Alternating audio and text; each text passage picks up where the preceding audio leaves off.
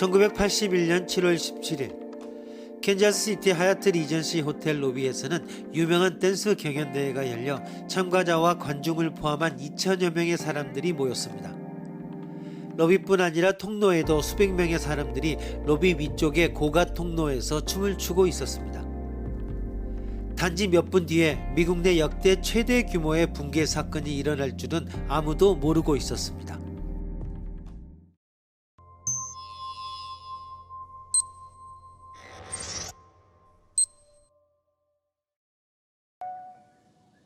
춤추던 사람들이 밴드 사운드로 옮기자 엄청난 굉음이 울렸다. 잠시 후 사람들이 바글바글했던 고가 통로 2개가 무너져 내렸다. 사람들이 다급하게 빠져나가려 하자 수천 개의 콘크리트와 금속 조각이 떨어져 내렸다. 이 사건은 114명의 사망자와 200명 이상의 사상자를 냈다. 후속 조사가 실시되어 고가 통로 설계에 결함이 있었다는 사실이 드러났다. 기존 설계에서는 천장과 연결된 15.24m 기둥이 통로를 지탱하게 되어 있었다. 그런데 건축업자는 이를 7.62m 기둥 2개로 작업하는 것이 훨씬 더 쉬울 것이란 결정을 내렸다. 설계 변경에는 어떤 문제가 있었을까? 7.62m 기둥을 2개 사용하면서도 15.24m 기둥만큼의 지지 강도를 유지할 수 있는 방법은 없었을까?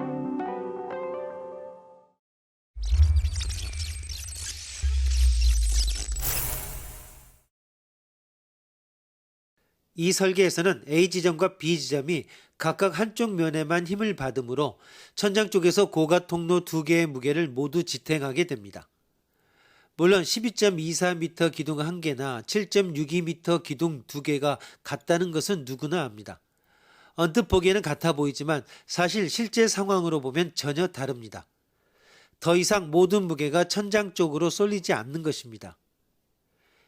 A 지점이 연결된 고가 통로를 지탱하고 있을 뿐 아니라 바로 아래에 있는 고가 통로까지 지탱하게 됩니다. A 지점은 결코 고가 통로 2개의 무게를 지탱하게끔 설계되지 않았습니다. 세 사람이 헬스장에서 줄타기를 하고 있는 장면을 연상하면 이 설계를 이해하기가 훨씬 쉬울 것입니다.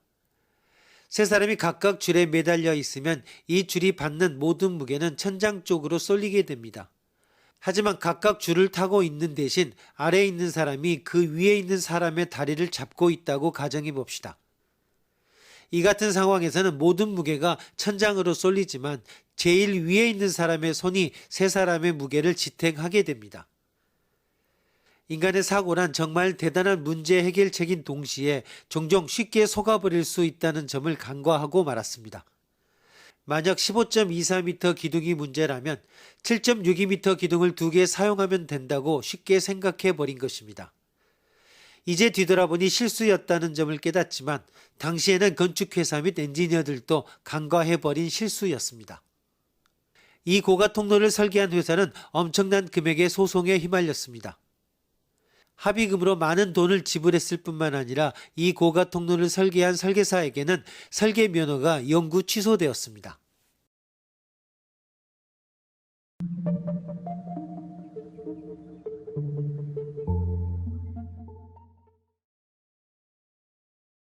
하중이 초과된 다리. 금문교는 공학의 불가사의입니다. 길이만 1280m인 이 다리는 현존하는 가장 길고 웅장한 다리로 꼽힙니다. 1987년 개통 50주년 기념으로 이 다리는 보행자들이 걸어서 지나갈 수 있도록 잠시 차량 통행을 차단했습니다.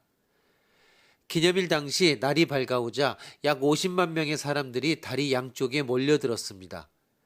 이 엄청난 군중이 다리 중앙으로 점점 다가오자 25만 명의 사람들이 금문교에 서 있는 셈이 됐습니다.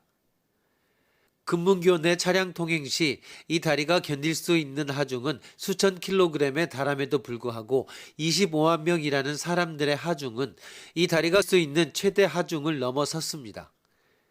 이 엄청난 무게 때문에 아치 형태를 이루고 있는 교량 중간이 3m가량 내려앉아 일시적으로 평평하게 되었다고 합니다. 아치 형태의 교량이 평평해졌을 뿐만 아니라 25만 명의 무게 때문에 다리의 구조를 이루는 철사의 일부가 늘어졌다는 보도도 있었습니다. 1987년 이 행사 당시 금문교는 거의 무너질 뻔했을까? 그렇지는 않습니다. 그러나 기존에 알려지지 않은 구조적 결함이 있었다면 이 25만 명의 사람들은 상상도 할 수 없는 심각한 사태에 직면했을지도 모르는 일입니다.